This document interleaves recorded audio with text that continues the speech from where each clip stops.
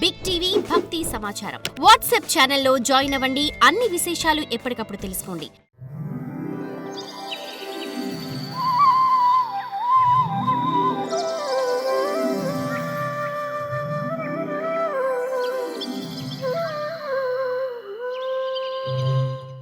భూదేవి పుత్రుడైన నరకాసురుడు ఎత్తుకు వచ్చిన రాజకన్యల అంతఃపురంలో దుఃఖిస్తూ ఉన్నారు. వారికి శ్రీకృష్ణుని చూడడంతోనే చాలా సంతోషమైంది. వారి సిగ్గుతో ప్రేమతో ఆయననే చూస్తూ ఆయననే భర్తగా వరించారు. పరమేశ్వరుడైన శ్రీకృష్ణుడు ఆ రాజకన్యలకు తగిన రూపాలను తన మాయతో ధరించి ఒకే ముహూర్తంలో వేరువేరు ఇళ్లలో వారందరినీ శాస్త్రోక్తంగా వివాహం చేసుకున్నాడు. మరి పరమాత్మకు ఒకటే కదా అవుతుంది. అన్ని రూపాలు ఒకే సందర్భంలో ఒకే రూపంతో అన్ని ఇళ్లలోనూ కూడా తిరిగి అక్కడ పెళ్లి చేసుకున్నాడంటే ఇది సామాన్యమైన మాటనా? శ్రీకృష్ణుడు ఆ భార్యలలో ప్రతి ఒక్కరి యందు 10 మంది పిల్లలను కన్నాడు ఆ మాయారూపంతో. వారు అన్ని విధాలా శ్రీకృష్ణుడికి తగిన వారై ఉన్నారు. ఆ విధంగా సృష్టి విస్తరించింది. కాలయవనుడు, మగధ దేశానికి రాజైన జరాసంధుడు, శాల్వుడు మొదలైన వారు తమ సేనలతో మథురను, ద్వారకను ముట్టడించారు. శ్రీకృష్ణుడి సైన్యాన్ని నిమిత్తంగా చేసుకొని తానే స్వయంగా వారందరినీ ఓడించాడు. అర్జునుడు మొదలైన తన భక్తులకు దివ్య పరాక్రమాన్ని అనుగ్రహించాడు. శంబరుడు, వివిధుడు, బాణుడు, మురుడు, బల్వలుడు, దంతభక్తుడు మొదలైన వారితో కొందరిని శ్రీకృష్ణుడు స్వయంగా సంహరించాడు.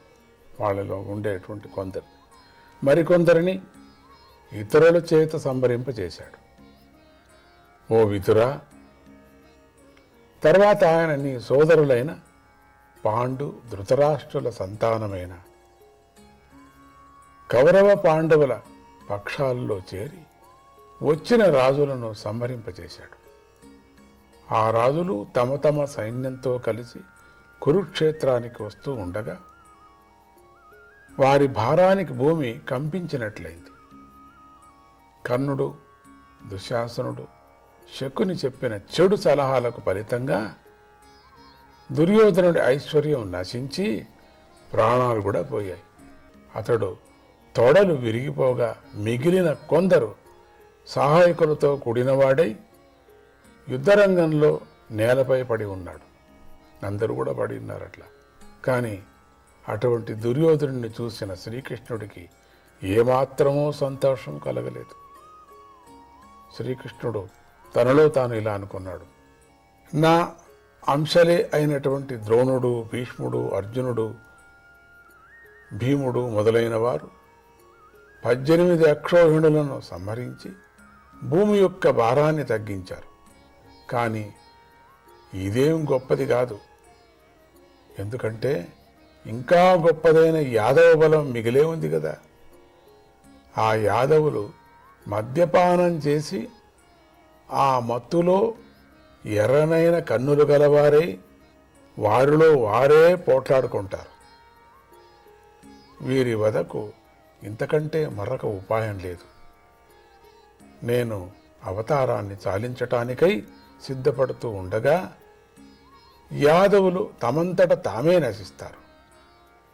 శ్రీకృష్ణుడు ఈ విధంగా ఆలోచించి ధర్మరాజును రాజును చేసి తన మంచి నడవడికతో లోకాలు ఎలా నడుచుకోవాలో దారి చూపిస్తూ బంధుమిత్రులందరికీ సంతోషాన్ని కలిగించాడు. పూర్వ వంశాన్ని నిలబెట్టేవాడు అభిమన్యుడి పుత్రుడు అయినటువంటి శిశువు ఉత్తరాదేవి గర్భంలో బాగా పెరుగుతూ ఉండగా ద్రోణపుత్రుడైన అశ్వత్థామ అస్త్రాన్ని ప్రయోగించి ఆ శిశువును సంహరించాడు. అప్పుడు శ్రీకృష్ణుడు ఆ శిశువుకు మళ్ళీ ప్రాణం పోశాడు. భగవంతుడైన శ్రీకృష్ణుడు ధర్మరాజుతో 3 అశ్వమేధ యాగాలను చేయించాడు. ధర్మరాజు కూడా తమ్ముళ్లతో కలిసి రాజ్యమేలుతూ శ్రీకృష్ణుణ్ణి భక్తిగా అనుసరిస్తూ ఉన్నవాడై సుఖంగా ఉన్నాడు. భగవానపి విశ్వాత్మా లోకవేద పథానుగః come on శిషేవే ద్వార్వత్యాం అసక్త సాంఖ్యమాస్థితః.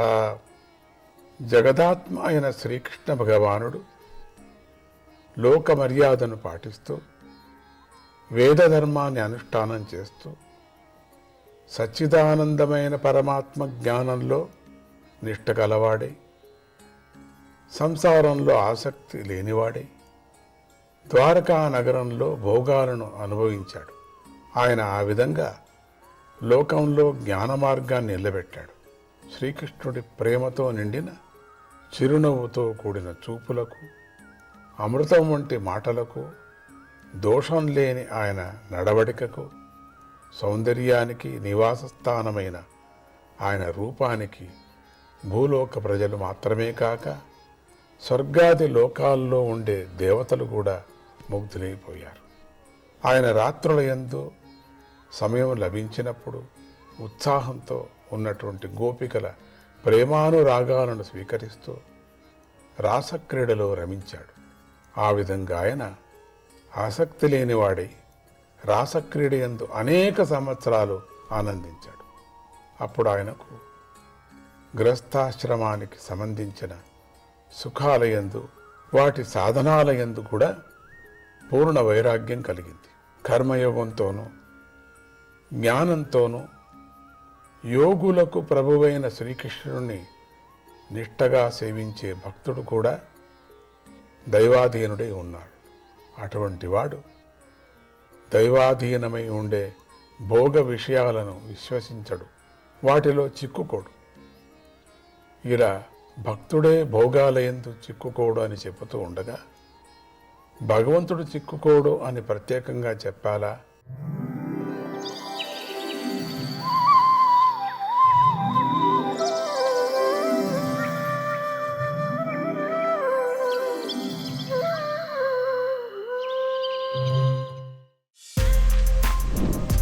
For more videos like this, subscribe Big TV channel.